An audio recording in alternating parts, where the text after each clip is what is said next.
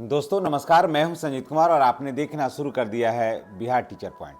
दोस्तों, जैसा कि आप सबों को पता है कि बिहार में बड़े पैमाने पर प्रधान शिक्षकों की नियुक्ति हुई। पहले आज से लंबे समय से, या यूं कहिए कि प्रधान शिक्षकों के बगैर ही बिहार में विद्यालय चल रहा था, लेकिन बड़े पैमाने पर सरकार ने बहुत ही बेहतरीन कदम उठाते हुए सारे विद्यालयों में प्रधान शिक्षकों की नियुक्ति कर दी है। प्रधान शिक्षकों की नियुक्ति हो जाने से विद्यालय में उठापटक का जो दौर चल रहा था, असमंजस का जो दौर चल रहा था, वो सारा दौर जो है वो समाप्त हो गया।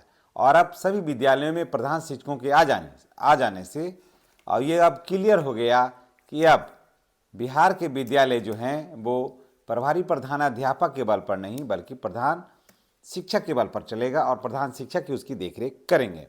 अब सवाल ये उठता है कि जब प्रधान शिक्षकों की बहाली हुई, यही शिक्षक जो हैं वो बीपीएससी के द्वारा जो परीक्षाएं हुई उसको पास करके प्रधान शिक्षक के पद पर बने।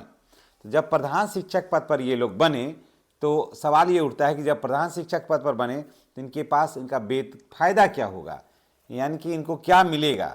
अब इस पर देखिए, थोड़ा गहराई से इस पर विचार कर लेते हैं। देखिए, मूल वेतन अभी है उनका 30,500, जो कि नियमावली में ये बात अंकित है। जब नियमावली में अंकित है तो सरकार ये सोच रही है कि अब इनका वेतन अभी यही रहेगा। लेकिन सरकार जैसे ही वेतन की बात हो रही थी, सरकार मंथन कर रही थी कि जो प्रधान शिक्षक हैं उनका वेतन जो है वो अपने से सीनियर जो कनीय जो शिक्षक हैं उनसे अधिक होना चाहिए, है ना, उनसे अधिक होना चाहिए। कारण कि कंपटीशन पास करके भी आए हैं और इनसे अलग होना चाहिए इनको, ताकि ये अपने आप को कुंठित महसूस नहीं करें। अब देखिए क्या है कि प्रधान शिक्षक की सैलरी जो हो गया अब सरकार के पाले में चला गया। अब देखिए बात क्या है, थोड़ा सा इसको गहराई से जब सुन लीजिएगा तो आपको आश्चर्यचकित हो जाएगा कि सरकार मंथन ही कर रही थी कि प्रधान शिक्षकों के वेतन में वृद्धि की जाएगी और इनका वेतन कम से कम भी तो 55 से 60 हज़ार रुपया होना था। इनको समझ गए, 55 से 60 हज़ार रुपया इनका वेतन होना था। लेकिन अभी देखिए हुआ क्या, जो इनको टोटल पेमेंट नहीं होता, ये इनको क्या इनके खाते में क्रेडिट होता है ये। लेकिन शिक्षक चले गए कोर्ट। यहाँ शिक्षक क्या किया, आनन फानन में इनके कुछ साथी जो थे वो कोर्ट चले गए। कोर्ट जाना शिक्षकों के लिए मेरे दृष्टिकोण से कहीं से भी वो हितकर नहीं था। अगर वो गए थे कोर्ट तो अपने से सीनियर शिक्षकों से राय ले लिए होते, तब ये कोर्ट जाते। लेकिन ये लोग क्या किए कि आनन फानन में ये लोग हाई कोर्ट में अपना मामला जो है वो दायर कर दिया। वजह क्या रहा, सिर्फ 1500 रुपया बढ़ोतरी का।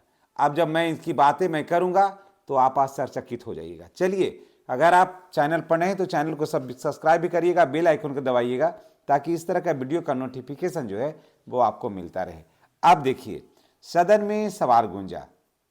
जब मामला कोर्ट में चला गया, तो सदन में सवाल हुआ कि बिहार के विद्यालयों में जो प्रधान शिक्षक हैं उनके वेतन बढ़ोतरी होगी या नहीं होगी, तो कब तक, और नहीं होगी तो क्यों नहीं। सरकार की तरफ से ये कहा गया कि अभी इसमें सरकार के पास ऐसा कोई भी मामला विचाराधीन नहीं है और कोर्ट का जो डिसीजन होगा उसके बाद देखा जाएगा। तब आप देखिए कि मानते हैं कि मान लिया कि शिक्षक जीत भी गए, प्रधान शिक्षक जीत भी गए, तो क्या फायदा होगा। तो देखिए मांग क्या था, कोर्ट में मांग क्या रखा है कि हमें नियोजित शिक्षकों के बराबर वेतन दिया जाए, यानी कि इनका जो मूल वेतन 30,500 है, इनका मूल वेतन 31,670 रुपया होना चाहिए। अब आप सोच लीजिए, बस इतनी सी बात के लिए ये लोग चले गए कोर्ट। और फायदा अगर ये जीत भी जाते हैं, मान लिया कि यहाँ पर ये जीत भी जाते हैं, तो इनको क्या मिलेगा। जब वहाँ पर याचिकाकर्ता जो है वो स्वयं ये तय करता है कि हमको इनके बराबर देना चाहिए, तो कोर्ट क्या उनको अधिक दे सकती है क्या, सवाल ही नहीं है। कोर्ट ये कह सकती है कि ठीक है, आपको अधिक नहीं तो अपने कनीय के समकक्ष आपको वेतन दिया जाएगा। तो कनीय के समकक्ष वेतन दिया जाएगा, तो कनीय का वेतन है ही कितना, जब आप मांगने ही गए थे तो अलग मांगते, अलग कैडर था अलग मांगते, कनीय का वेतन क्यों मांग लिया है आपने?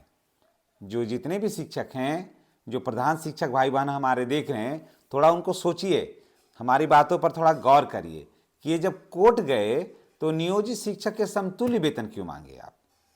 30,500 रुपया है आपका नियमावली में, आपका मूल वेतन है, और अभी नियोजित शिक्षकों का कितना है? 31,670 है। ठीक है, तो इनको लगा कि 31 हमको कुछ नहीं दीजिए, हमको जो नियोजित शिक्षकों को मिल रहा है सिर्फ वही हमें दीजिए, यानी कि 31,670 हमको दीजिए। फायदा क्या होगा? 1,000 से 1,200 रुपया का मोटा मोटी का फायदा होगा। अब दोस्तों, अब सोचिए कि अगर ये जीतते भी हैं तो क्या मिलेगा इनको कोर्ट से? हमें तो नहीं लगता है कुछ होगा, और कोर्ट देगी भी तो कितना आप देगी, क्योंकि आपने मांगा ही नहीं है ऑलरेडी, तो आपने मांग ही नहीं रखा है, आप तो पहले ही अपने आप को बांध दिया है, आप अब तो उसमें बंध गए, उनकी सीमाओं में आप बंध गए। और सुप्रीम कोर्ट माफ करिएगा, हाई कोर्ट यही कहेगी कि ठीक है, आपको कनीय के समकक्ष आपका वेतन रहेगा। और ये तो नियम भी है, आप नहीं भी जाते, ये लोग अगर कोर्ट नहीं भी जाते तो ये नियम भी है कि वरीय का वेतन कनीय से किसी भी कीमत पर नहीं रहेगा। तो जब प्रधान शिक्षक विद्यालय में वरीय हैं तो कनीय से वेतन कम क्यों रहेगा? कनीय से तो अधिक होता, लेकिन सरकार को इन लोगों ने सोचने का अवसर दिया ही नहीं। एक चीज जान लीजिए कि सरकार को इन लोगों ने सोचने का अवसर बिल्कुल ही नहीं दिया कि क्या करें। सरकार जब तक ये मंथन कर रही थी तब तक ये लोग दौड़े दौड़े चले गए हाई कोर्ट, और हाई कोर्ट का दरवाजा खटखटाया ताकि इन लोगों को लगे कि ऐसा नहीं कि न्याय नहीं मिलेगा तो कम से कम कोर्ट तो दिलवा देगा।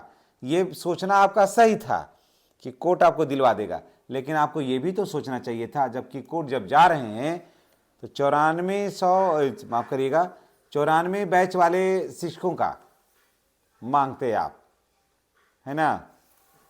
राजकर्मी आप हैं ही हैं, आप परीक्षा पास करके आईबे किए हैं, तो आपको फिर टेंशन किस बात का था? परीक्षा पास करके आईबे किए, राजकर्मी हैं ही हैं, कैडर अलग हैं ही है, तो फिर नियोजित शिक्षकों के समतुल्य वेतन मांगने का क्या उचित रहा? तो कुछ नहीं। तो यहाँ पर ये कहिए, इसमें कोई दो राय नहीं है कि यहाँ पर जो प्रधान शिक्षक हैं वो थोड़ा दुविधा में फंस गए, और अपने पैरों में, मैं तो एकदम क्लियर में बता दे रहा हूँ कि प्रधान शिक्षकों ने अपने पैरों में स्वयं ही कुल्हाड़ी मार लिया दोस्तों। और इनका वेतन अब बहुत ज़्यादा बढ़ने वाला नहीं है। इनका वेतन एक आध इंक्रीजमेंट अगर बढ़ जाएगा तो बढ़ जाएगा, नहीं तो नियोजित शिक्षकों के समतुल्य ही इनका वेतन रहेगा। इससे ज़्यादा हाथ में इनको पैसा मिलने वाला बात अब दूर दूर तक नहीं है। अब सारा खेल जो है वो सरकार के पाले में है। वो गेंद किधर के तरफ फेंकती है और कितना गति से फेंकती है तो आने वाला वक्त ही बताएगा। दोस्तों, चलिए इसी के साथ हम आपसे विदा लेते हैं। इस संबंध में आप क्या कुछ राय रखना चाहते हैं कमेंट करके बताइएगा। इसी के साथ हम आपसे विदा लेते हैं। नेक्स्ट वीडियो में हमारी और आपकी फिर मुलाकात होगी। धन्यवाद। चैनल को सब्सक्राइब करना नहीं